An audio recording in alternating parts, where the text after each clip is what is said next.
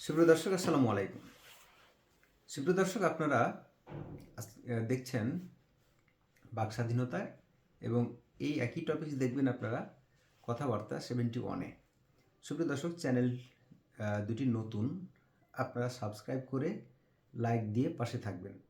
তো সুপ্রিয় দর্শক, আজকে যে ইস্যুটি নিয়ে কথা বলবো সেই ইস্যুটি নিয়ে হচ্ছে যে বাংলাদেশের চলমান রাজনীতি এবং অন্তর্বর্তীকালীন সরকারের যে 5 মাস চলে যাচ্ছে প্রায়, আমরা আসলে এর থেকে আমরা কতটা পেয়েছি এবং কতটা আমাদের প্রত্যাশা ছিল এবং অর্থনৈতিক দিক থেকে আসলে আমরা কতটা স্বাবলম্বী হতে পারলাম এবং সার্বিক পরিস্থিতি বাংলাদেশের কেমন, কিছুটা আলোচনা করা যেতেই পারে।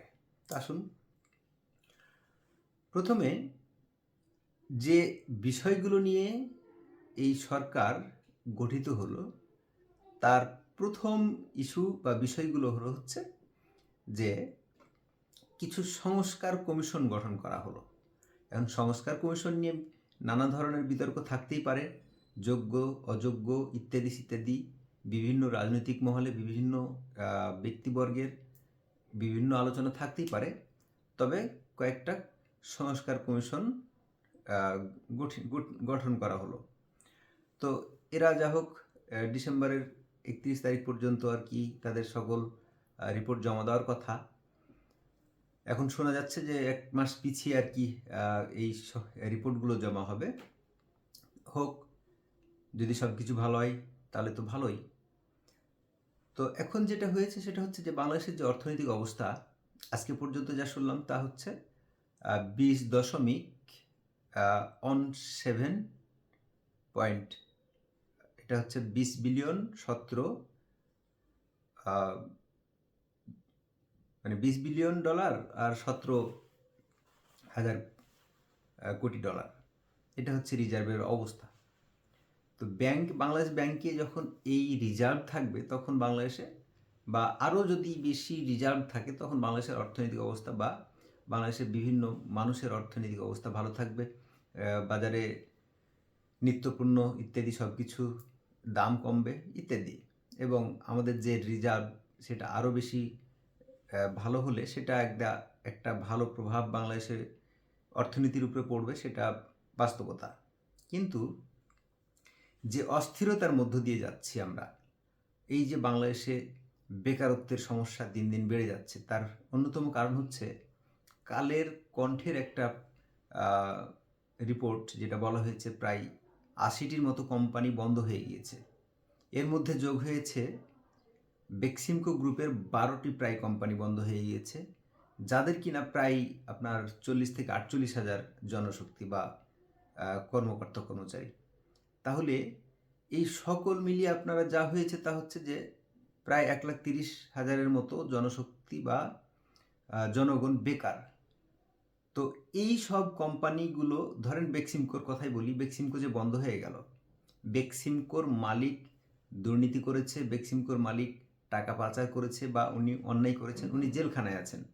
কিন্তু উনি জেলখানায় আছেন, এখন উনি জেলখানায় থাকলে কি হবে? ওনার যে প্রতিষ্ঠান, সরকার কি পারতো না নিজের টেক ওভার করে এগুলো চলতে?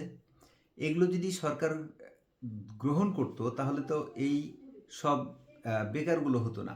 আজকে যে রাস্তাঘাটে মাঠে তারা যে আন্দোলনে ঝাঁপিয়ে পড়েছে, তারা কেন করেছে? তাদের পেটে ক্ষুধা, তাদের পেটে যে ক্ষুধা সেটা তো অযৌক্তিক না। পেটে যদি ক্ষুধা থাকে তাহলে মানুষ রাস্তায় নেমে আসবে, এটা তো বাস্তবতা। মানুষ যখন রাস্তায় নেমে আসে তখন আপনার আমার সবার দুর্ভোগ সৃষ্টি হয়। তাই হয়েছে আলটিমেটলি। এখন সরকার কি করতে পারত?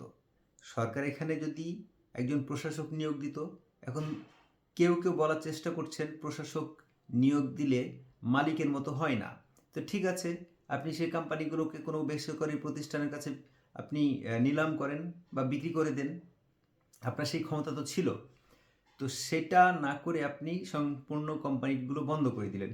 এমনিতেই বেকার সমস্যা এবং বেকার সমস্যা, তারপরে এই যে এতগুলো জনগোষ্ঠী, আপনার প্রায় 1,30,000-34,000 আপনার বেকার হয়ে গেল। প্রত্যেকের একজন ব্যক্তির পিছনে যদি 4 জন খাওয়াইয়া থাকে বা একজন ইনকাম করে 4 জন খায়, তাহলে আপনি চিন্তা করেন তো এই সংখ্যাটা কত লার্জ স্কেলের। এই যে একটা লার্জ স্কেলে এত বড় একটা সংখ্যা, তাদের চিন্তা ভাবনা না করে বরং আরও বেকারগুলোর সাথে আরও বেকার সমস্যা যোগ হয়ে গেল। তাতে কি হলো, বা দেশের অর্থনৈতিক অবস্থা সবার উপরে প্রভাব পড়ছে। যার টাকা আছে তার উপরে প্রভাব পড়ছে, যার টাকা নেই তার তো টাকা নাই, তার উপরে তো প্রভাব বর্তমানে চলছে। তাহলে বর্তমানে যে অবস্থা তা হয়েছে কি, এই সংস্কার কমিশনগুলো বুমেরাং হয়ে গেছে। মানুষের পেটে নাই ভাত, মানুষের যখন দ্রব্যমূল্য নাভিশ্বাস, তখন মানুষ আপনার সংস্কার কি করছেন এগুলোর দিকে তাদের এতটা গুরুত্ব নেই।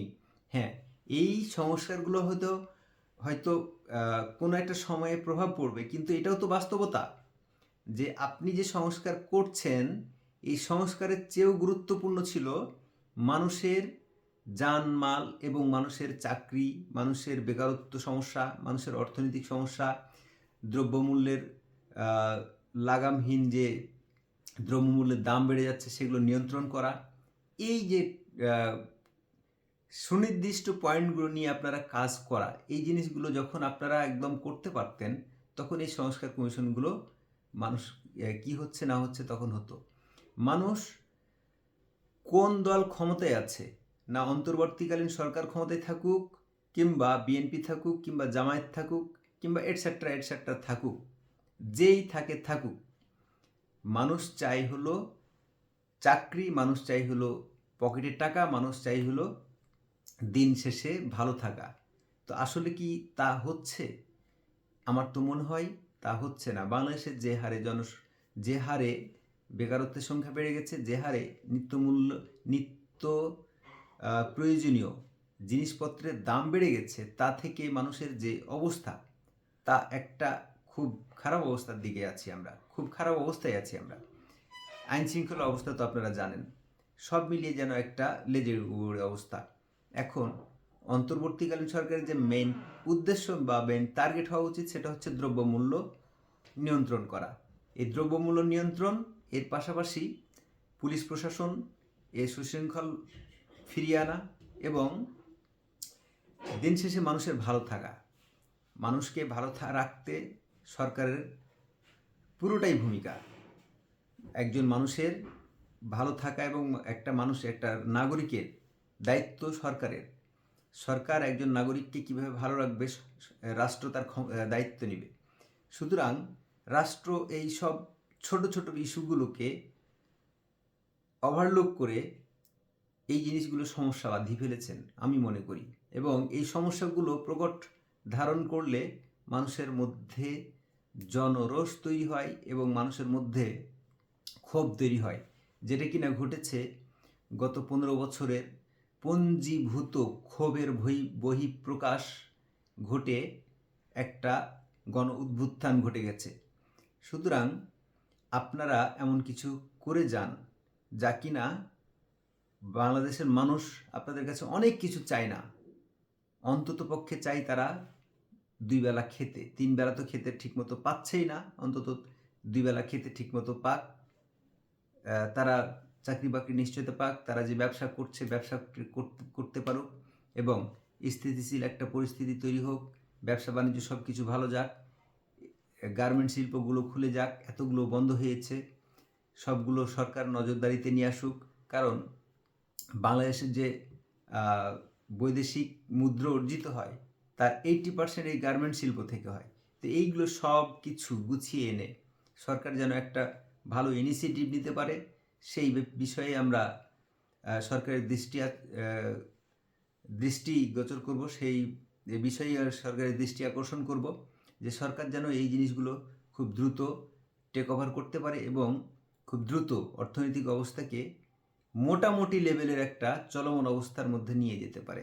সুপ্রিয় দর্শক, আপনারা কে কী মনে করেন মন্তব্যের ঘরে লিখতে পারেন।